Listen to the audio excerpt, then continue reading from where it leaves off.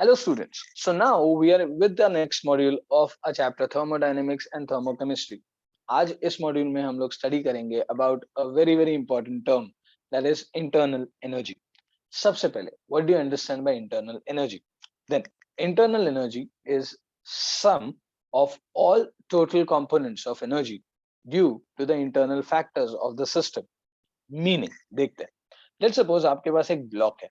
Okay, मान लेते हैं सॉलिड ब्लॉक. एंड अगर आप इस पूरे के पूरे ब्लॉक को मूव करोगे, बच्चे अंडरस्टैंड करना, if you are moving this entire block तो आप बोलोगे कि this block possesses kinetic energy. लेकिन इसके अंदर कुछ छोटे छोटे एटम्स होंगे, correct, and all of these atoms will have certain energy. अब ये सॉलिड था, मतलब इसमें काइनेटिक एनर्जी तो होगी नहीं, तो कौन सी एनर्जी होगी? पोटेंशियल एनर्जी होगी या वाइब्रेशनल एनर्जी होगी. तो what is internal energy?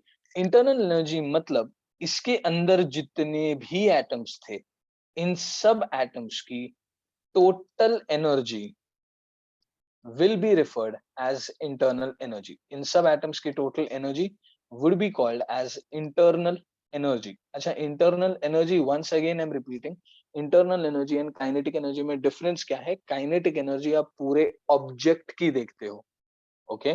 Internal energy would be inside the object.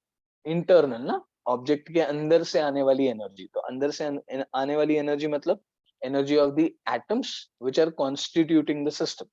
ठीक है, first of all is internal energy का understanding. So I hope internal energy क्या है वो क्लियर है. Internal energy is the energy which comes within the system, मतलब atoms के वजह से या मॉलिक्यूल्स के वजह से. The next part, internal energy is denoted by the letter U और द लेटर ई. हम लोग in the further discussion of the chapter of thermodynamics we will prefer to use the letter u for internal energy. Okay, so you'll always prefer the letter U for internal energy. E भी use होता है. There are certain books which use E as the symbol for internal energy. We are going to use U over here. Now, the very first thing जो हमने कुछ चीजें gas laws में study की है, gaseous state में, then those things are U is equal to kinetic energy plus potential energy. Internal energy atoms की वजह से होगी, absolutely. अच्छा, atoms के पास दो टाइप की energies होती है, kinetic and potential. अब कोई कोई बच्चे बोलेंगे सर वाइब्रेशनल भी तो होती है. Then vibrational energy is only considered at higher temperatures. So right now for our sake of simplicity हम दो एनर्जीज कंसिडर करेंगे. One is kinetic, other one is potential. Okay, अब हम कौन से सिस्टम के बारे में बात कर रहे हैं? तो we will be majorly talking about gaseous systems and that too our favourite ideal gas. So for an ideal gas potential energy is zero. अच्छा, why potential energy is zero ये भी नोटिस करते हैं. तो पोटेंशियल एनर्जी किसके ऊपर depend करता है बच्चा? पोटेंशियल एनर्जी डिपेंड्स अपॉन, और I would say it is directly proportional to the attractive forces. Okay, जितने ज्यादा अट्रैक्टिव फोर्सेस होंगे उतनी पोटेंशियल एनर्जी ज्यादा होगी. करेक्ट है? सो attractive forces and potential energy are directly proportional. Obviously I'm not talking about the sign over here, I'm just talking about the magnitude. Okay, so potential energy is directly proportional to attractive forces. अब एक ideal gas में हमें सबसे पहला point ideal gas theory का याद करो. It says that for an ideal gas there is no interaction between the gas molecules. And अगर एक आइडियल गैस के लिए पोटेंशियल एनर्जी जीरो हो जाएगा तो आई कैन सिंपली से U is equal to kinetic energy, which is equal to 3/2 nRT, जो gaseous laws में निकला था. And please remember, my dear students, this is only for monoatomic gas. Okay. Further, हम लोग ने एक और चीज स्टडी की थी कि for an ideal gas, it can be rightly said that internal energy is only the function of temperature. Now, why is it so?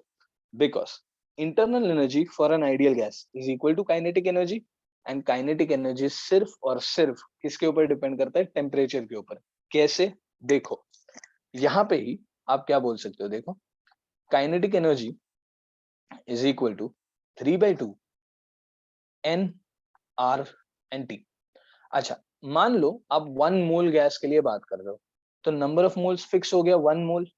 Are anyways एक गैस कांस्टेंट है, 3/2 एक कांस्टेंट है, तो क्या मैं ऐसे बोल सकता हूँ कि kinetic energy is equal to a constant term into temperature? Absolutely yes.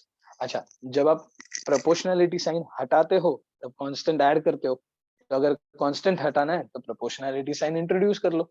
सो यहाँ पे क्या बोल सकते हो, kinetic energy is directly proportional to temperature, and therefore what I can say कि अगर kinetic energy is directly proportional to temperature, ideal gas के लिए पोटेंशियल एनर्जी तो होती नहीं है, तो internal energy is solely equal to kinetic energy, and therefore जैसे kinetic energy was a function of temperature, internal energy is also the function of temperature. Mark my words, this is a very, very important point for our further discussion. Okay, चलो आगे बढ़ते हैं. The second point, what we can say, that as temperature is a state function, so will be the internal energy.